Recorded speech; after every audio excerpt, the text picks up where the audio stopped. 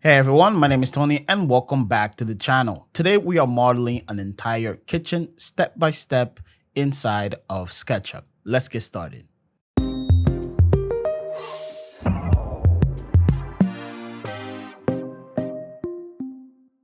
So before we start modeling, let's take a look at our reference images. We have a small kitchen with minimal aesthetics, so pretty clean lines, neutral tones, and minimal open layout.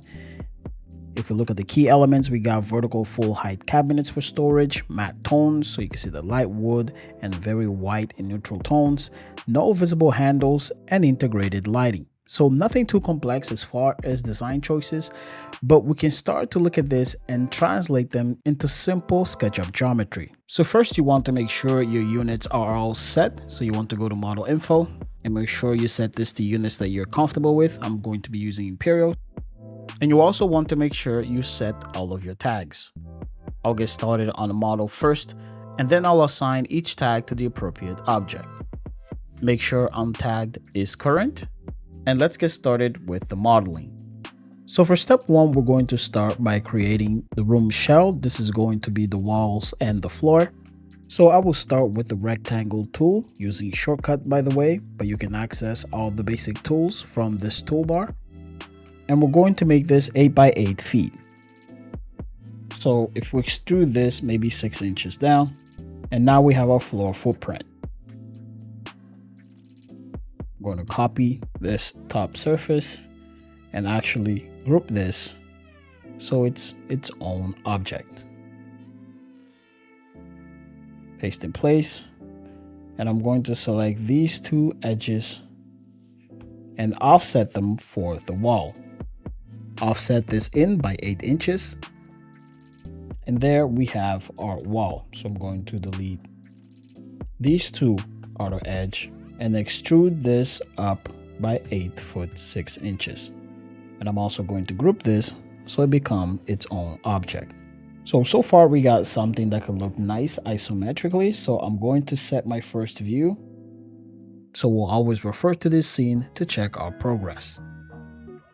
I'm actually going to expand this a little bit because it feels a little too small. So we'll expand this side by 3 feet and the other side by 2 feet. This gives us a little more room to add more elements to our kitchen. And we're just going to update our scene. So next we're going to use guidelines with the tape measuring tool. I'm going to use these as temporary references to align the windows and the cabinets. I'm setting them at 24 inches for the lower and upper cabinets and 36 inches for the countertop height. This is simply to ensure proper positioning in the model. As an example, I'm using the guideline as reference for this window opening, and you can see how easily I can snap into these lines for precise and accurate modeling. So now that we have our window, we can create our lower cabinets. So let's start with the rectangle tool and create that first rectangle and pull this face up to 4 inches. This is now going to be our toe kick. Next, push this face back by 2 inches. And we're also going to create another reference line that's 36 inches in height. Let's copy this top face, make this into a group, and paste that face into place. Now we can push-pull this up to the guideline. Now push-pull this up to the reference line. Keep in mind we also have to account for the countertop, so we can push this down for another 2 inches. Next we'll add some detail to the cabinet that's offset by 1 inch and push-pull this back by 1 foot 10. We're going to copy this face and then group the entire object and paste that in place. So I'm now going to use this face as a reference to create the inner shelves. Once again, group this, copy all the way to the top, and divide it by 3. So we get 2 inner shelves, and now we can delete those 2 faces. Actually, we want to make sure this is a component.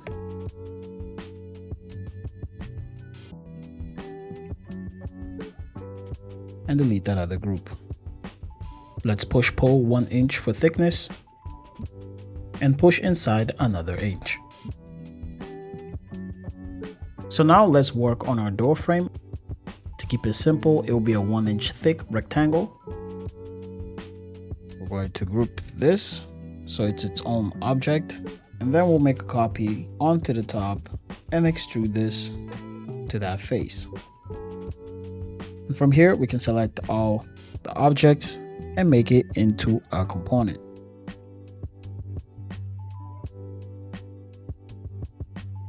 So now let's make 3 copies.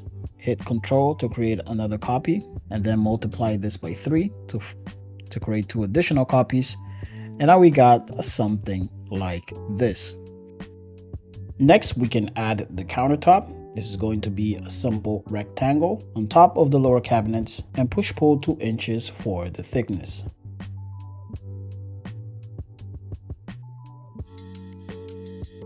So now let's continue and create a full storage cabinet. We'll follow this as a reference. We have our base.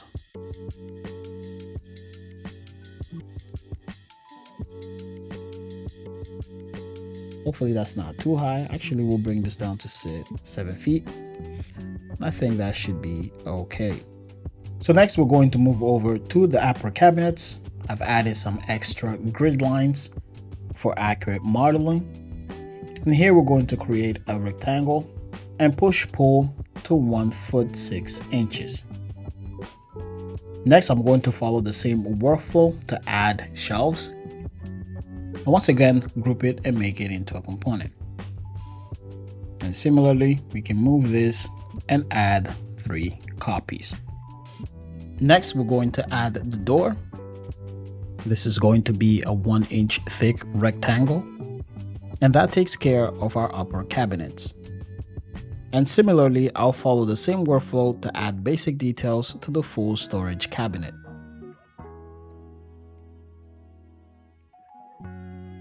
So I brought in this floor to ceiling window from the 3D warehouse, but it currently does not fit the 3-foot opening I've created in this model. Now you can either go into this component and try to stretch everything individually so you got the frame as well as the glass panel, but that obviously will take a little bit of time. So a good alternative would be to use the deep stretch tool from SketchPlus extension. If you need to download, the link will be in the description.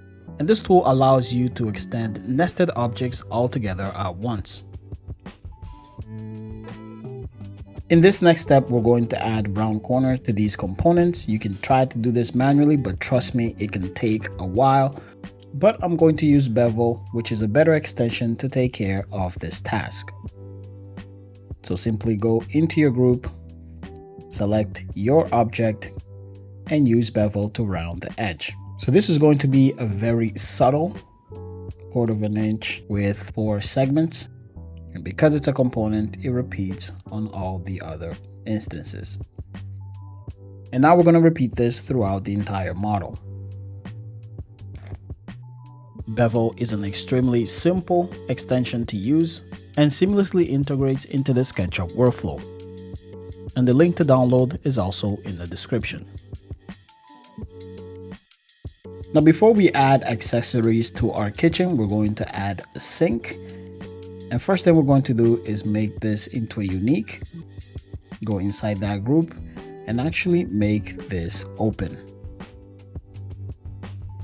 Next, we'll go into the 3D warehouse and bring in a kitchen sink.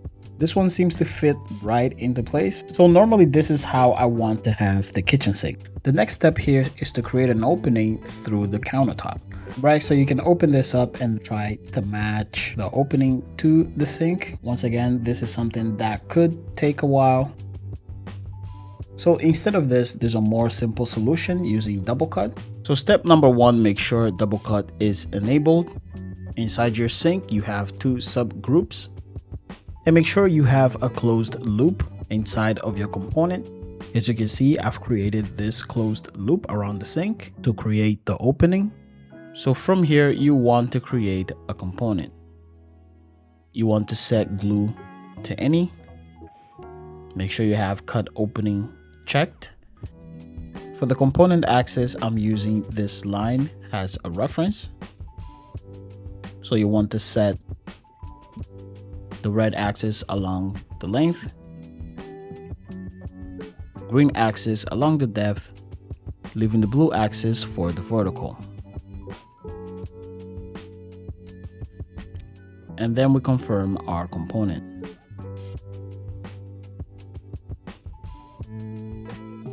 And now we just have to stick it to a face.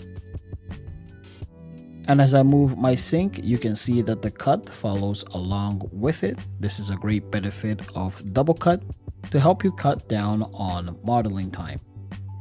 And I'll link to a more in-depth double cut tutorial on the corner of the screen. And to ensure double cut is working properly, you want to make sure that the max cut depth and the forward cut depth are at appropriate value. For example, mine is at 4 inches and the forward cut depth to 2 inches.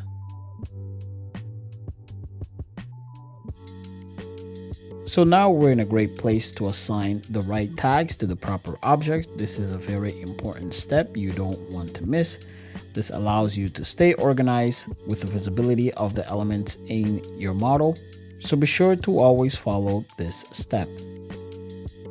So next we're going to apply textures. We're going to use SketchUpTextures.com, which is a great resource to get free materials. After looking through the website and going over my references, I picked these materials and now I'm going to apply those to our model. A very quick way to add materials in SketchUp is to simply drag and drop the texture onto your project. You want to scale and rotate the textures as you see fit. Explode and group. A typical wood plank strip can land around 5 inches. So now we can scale this texture to 5 inches using the tape measuring tool. Use the paint bucket tool, hold shift to sample that texture, and now I can apply it to my floor. Another way to add materials is to use solid colors. So you can select the color from your materials, apply to a face in your model, and then edit this material to import the texture. Once you import the texture, you can go into this face, right click, texture and position, and here you can also adjust the scale and positioning of the texture. So now we can add the rest of the textures to the other components, and we should have something like this.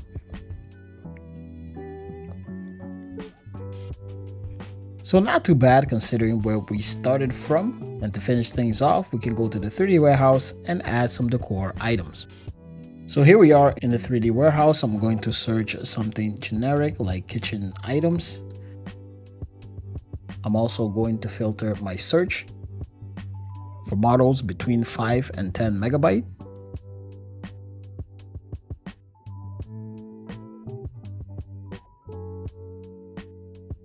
And depending on what I see, I'm going to start adding some of these into my model.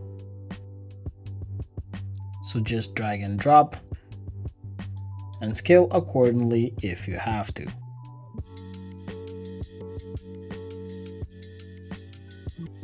So there we have it. After adding a couple of models from the 3D warehouse, our kitchen looks a little more complete and close to our reference image. And also don't forget to set these to the appropriate tag. So hopefully the tips in this video was extremely helpful on how you can model a simple kitchen from scratch inside of SketchUp. So leave a comment down below on suggestions on what we can model next. And that's going to be all for this video. Hopefully you enjoyed that entire process. Any extensions that I've used throughout the video will be linked in the description. As always, don't forget to like, share, and subscribe. Leave a comment, and I'll see you guys in the next video.